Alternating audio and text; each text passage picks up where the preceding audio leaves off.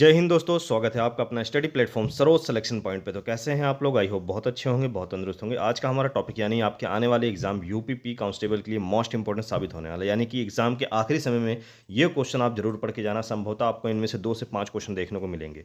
चलिए जल्दी जल्दी इन सभी के सभी महत्वपूर्ण क्वेश्चनों को शुरू करते हैं। उससे पहले चैनल पर नए हैं तो चैनल को सब्सक्राइब करें, लाइक करें, अपने दोस्तों तक भी शेयर करें। चलिए क्वेश्चन नंबर 1 क्या कहता है? उत्तर प्रदेश राज्य का पुलिस महानिदेशालय कहाँ पर स्थित है? तो कहाँ पर है? तो याद रखेंगे ऑप्शन सी लखनऊ आपका क्या है? बिल्कुल राइट आंसर है, याद रखिएगा। उत्तर प्रदेश राज्य का पुलिस महानिदेशालय कहाँ पर स्थित है? तो याद रखेंगे, यानी कि पुलिस मुख्यालय कहाँ पर है? ऑप्शन सी लखनऊ बिल्कुल राइट आंसर होगा, याद रखेंगे। चलिए आगे बढ़ते हैं। उत्तर प्रदेश राज्य कितने संभागों में बांटा गया है? कितने संभागों में बांटा गया है? तो 18 संभागों में बांटा गया है। कुल जिले कितने हैं? 75 जिले हैं। ठीक है, 18 संभाग, कुल जिले 75, याद रखेंगे। चलिए अगला क्वेश्चन। हिंदी हिंदू हिंदुस्तान नारा किसने दिया था? हिंदी हिंदू हिंदुस्तान नारा किसने दिया था? तो इसका जो राइट आंसर होगा वो होगा भारतेंदु हरिश्चंद्र। ठीक है, याद रखेंगे। ऑप्शन ए भारतेंदु हरिश्चंद्र बिल्कुल राइट आंसर होगा, याद रखिएगा। चलिए अगला क्वेश्चन क्या कहता है? निम्न में से किस नदी को कर्णवती के नाम से जाना जाता है? निम्न में से किस नदी को कर्णवती के नाम से जाना जाता है? तो किस नदी को जाना जाता है? तो याद रखेंगे केन नदी। ऑप्शन डी आपका बिल्कुल राइट आंसर होगा। निम्न में से किस नदी को कर्णवती नदी के नाम से जाना जाता है? तो केन नदी बिल्कुल राइट आंसर है। चलिए अगला क्वेश्चन। उत्तर प्रदेश में वन निगम की स्थापना कब की गई थी? उत्तर प्रदेश में वन निगम की स्थापना कब की गई थी? तो इसका जो राइट आंसर होगा वो क्या होगा? 25 नवंबर 1974, याद रखेंगे। ऑप्शन ए उत्तर प्रदेश में वन निगम की स्थापना 25 नवंबर 1974 को हुई थी, याद रखेंगे। चलिए आगे बढ़ते हैं।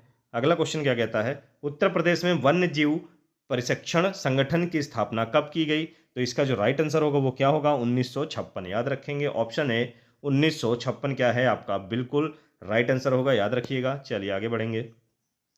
अगला क्वेश्चन कहता है उत्तर प्रदेश में कछुआ वन्य जीव विहार कहाँ पर स्थित है? तो याद रखेंगे इसका राइट आंसर क्या होगा? उत्तर प्रदेश में कछुआ वन्य जीव विहार वाराणसी में है। ठीक है, ऑप्शन बी वाराणसी में है। ठीक है, याद रखेंगे। चलिए आगे बढ़ते हैं। अगला क्वेश्चन क्या कहता है? उत्तर प्रदेश के किस स्थान पर सुर सरोवर पक्षी विहार स्थित है? तो कौन से स्थान पर है? तो यह है आगरा में। ठीक है, ऑप्शन डी आगरा आपका क्या है? बिल्कुल राइट आंसर है, याद रखेंगे। चलिए आगे बढ़ते हैं। अगला क्वेश्चन क्या कहता है? निम्न में से जयशंकर प्रसाद की रचना नहीं है। निम्न में से जयशंकर प्रसाद की रचना कौन सी नहीं है? कामायनी जयशंकर प्रसाद की है, कंकाल और ध्रुव स्वामिनी, ये सब जयशंकर प्रसाद की। और मधु यामिनी ये किसकी है? ये है शिवानी की। ठीक है, शिवानी एक लेखिका है, महिला है, लेखिका है, उनकी है। ठीक है, मधु यामिनी। चलिए आगे बढ़ते हैं। अगला क्वेश्चन कहता है महादेवी वर्मा का जन्म उत्तर प्रदेश के किस शहर में हुआ था? महादेवी वर्मा का जन्म उत्तर प्रदेश के किस शहर में हुआ था? फारुखाबाद। ठीक है, याद रखेंगे, फारुखाबाद में हुआ था। ठीक है, याद रखिएगा, उत्तर प्रदेश के फारुखाबाद में। ठीक है, इनकी महत्वपूर्ण कृति कौन सी है? यामा, जिसके लिए इनको ज्ञानपीठ पुरस्कार 1982 में मिल चुका है। ये भी पॉइंट आप याद रखिएगा, कई बार एग्जाम में पूछ लेता है। चलिए अगला क्वेश्चन।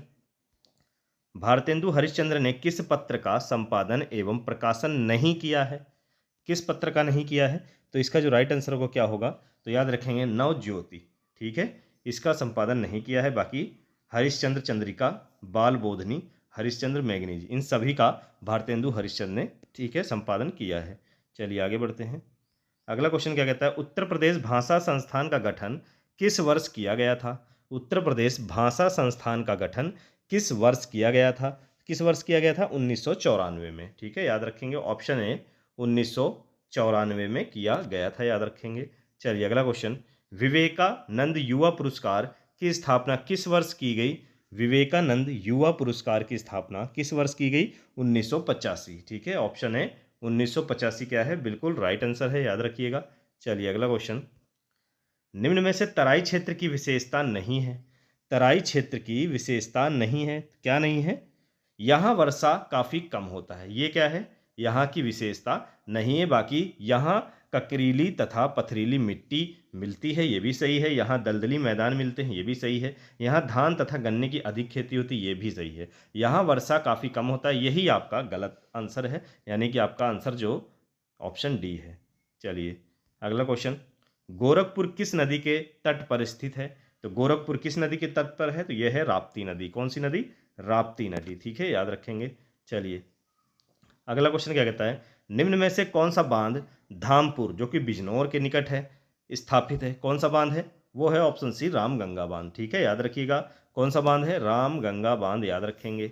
चलिए अगला क्वेश्चन, हामिरपुर तथा झांसी जनपदों में कौन सा खनिज पाया जाता है? हामिरपुर तथा झांसी जनपदों में कौन सा खनिज पाया जाता है? तो याद रखेंगे सेल खड़ी।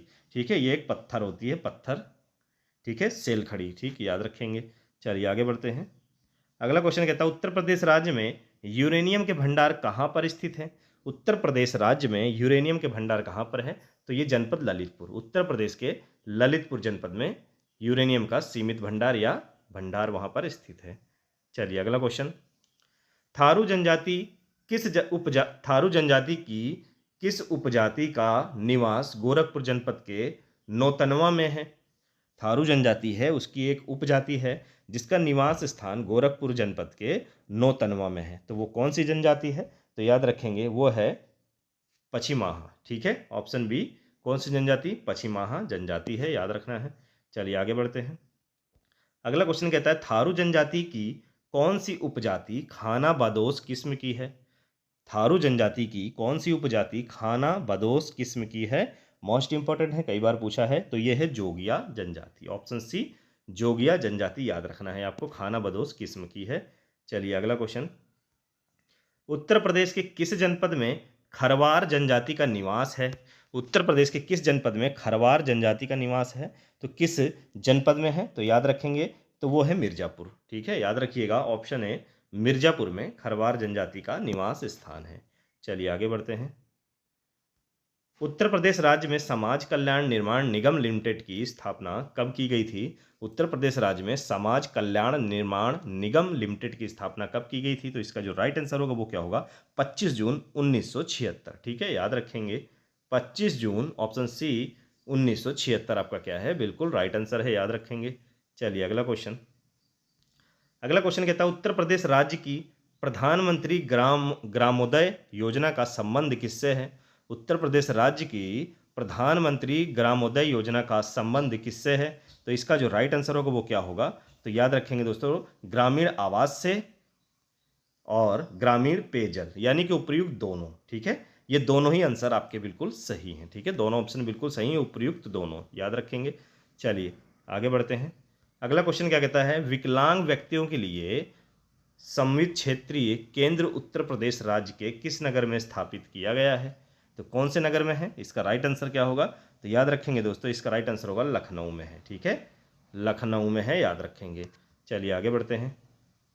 अगला क्वेश्चन क्या कहता है, वो लखनऊ में ग्राफिक विद्या की शुरुआत किसने की थी? लखनऊ में ग्राफिक विद्या की शुरुआत किसने की थी? तो इसका जो राइट आंसर होगा वो क्या होगा? तो याद रखेंगे ललित मोहन सेन। ठीक है, ऑप्शन सी आपका बिल्कुल राइट आंसर है। क्या होगा? ललित मोहन सेन बिल्कुल राइट आंसर है।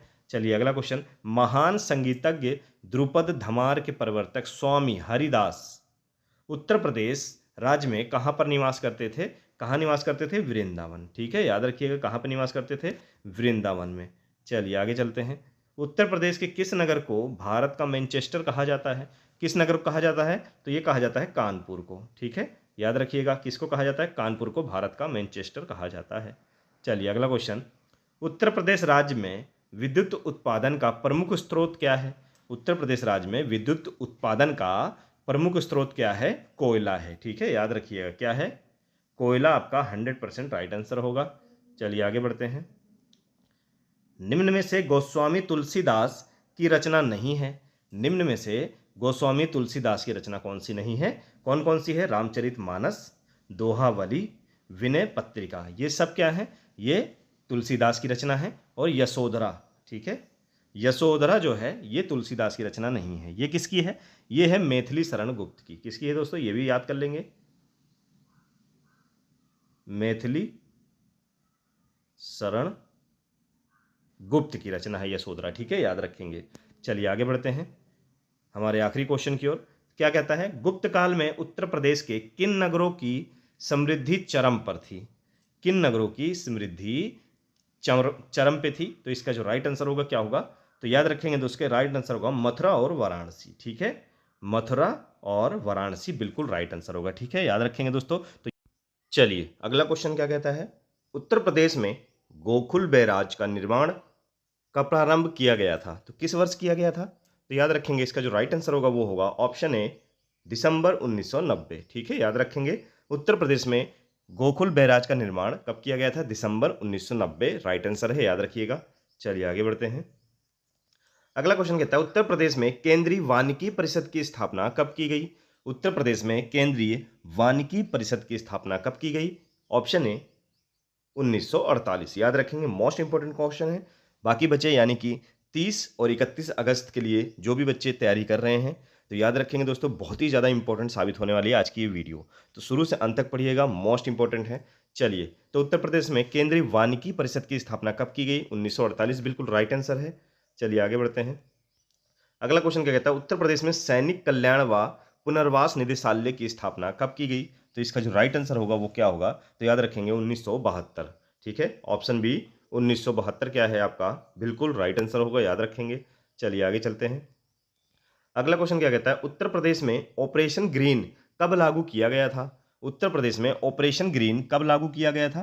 तो इसका जो राइट आंसर होगा वो क्या होगा? 1 जुलाई सन 2005। ठीक है, ऑप्शन बी आपका बिल्कुल राइट आंसर होगा। उत्तर प्रदेश में ऑपरेशन ग्रीन 1 जुलाई 2005 को लागू किया गया था। चलिए आगे बढ़ते हैं। अगला क्वेश्चन क्या कहता है उत्तर प्रदेश में कृत्रिम रबड़ का कारखाना अवस्थित है, कहाँ पर है? तो यह है गाजियाबाद में। उत्तर प्रदेश के गाजियाबाद जनपद में कृत्रिम रबड़ का कारखाना स्थित है। ऑप्शन बी आपका क्या है बिल्कुल राइट आंसर है, याद रखेंगे। चलिए अगला क्वेश्चन क्या कहता है उत्तर प्रदेश की सबसे महत्वपूर्ण नगदी फसल है, सबसे महत्वपूर्ण जो नगदी फसल है उत्तर प्रदेश की वो कौन सी है? तो याद रखेंगे ऑप्शन सी गन्ना बिल्कुल राइट आंसर है। क्या होगा? गन्ना उत्तर प्रदेश की सबसे महत्वपूर्ण नगदी फसल है, याद रखना है आपको। चलिए अगला क्वेश्चन क्या कहता है अगला क्वेश्चन कहता है उत्तर प्रदेश में परमाणु ऊर्जा केंद्र स्थापित है।